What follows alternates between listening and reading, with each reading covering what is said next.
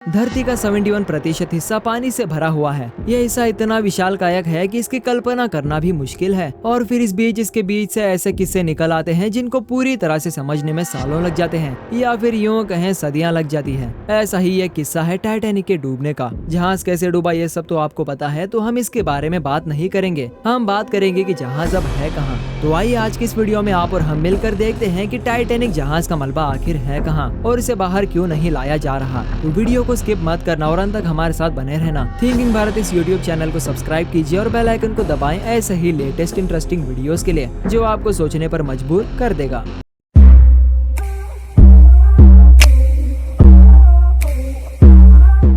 15 अप्रैल 1912 को सुबह सुबह टाइटैनिक एक आइसबर्ग से टकराकर 2 हिस्सों में टूट गया था और वहीं डूब गया था। जहाज में 2200 लोग मौजूद थे, जिनमें से 700 ही जिंदा घर पहुंच पाए। टाइटैनिक के डूबने के तुरंत बाद से ही उसे ढूंढ निकालने के लिए सरकार और मरने वालों के घर वालों ने कोशिशें चालू की, पर सब कोशिशें असफल साबित हुई। उस समय में इतनी टेक्नोलॉजी नहीं होती थी कि किसी चीज को समंदर के नीचे से ढूंढ निकाला जाए। दोस्तों, फिर 73 साल बाद एक फ्रेंच आर्कियोलॉजिस्ट और अमेरिकन नेवी ऑफिसर ने साल 1975 में टाइटैनिक को ढूंढ निकाला।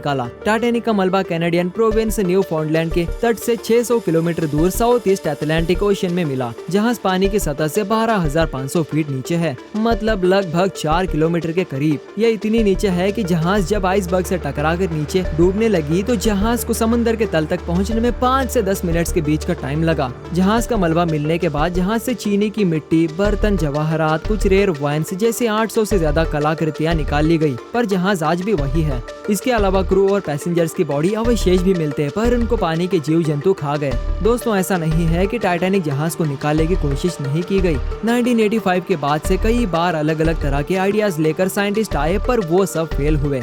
अभी हम बात करते हैं कि कौन से थे वो आइडियाज और वो आइडियाज क्यों फेल हुए।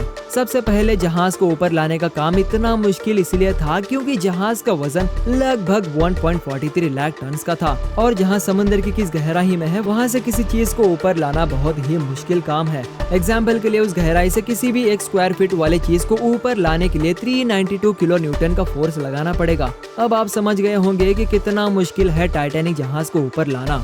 मुश्किल काम के लिए साइंटिस्ट ने भी अनोखे आइडियाज लगाए थे, जैसे कि पहला आइडिया था पिंग पोंग बॉल से जहाज को ऊपर लाना। जी हाँ, आपने सही सुना।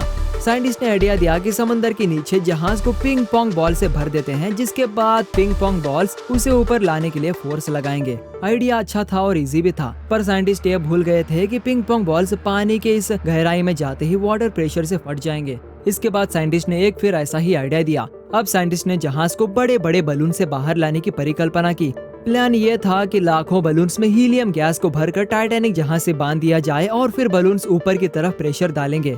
आइडिया अच्छा था, पर साइंटिस्ट ये भूल गए थे कि इतने गहरे पानी में बलून्स में हीलियम गैस कैसे भरेंगे, और इसके साथ ये भी प्लान हो गया फेल।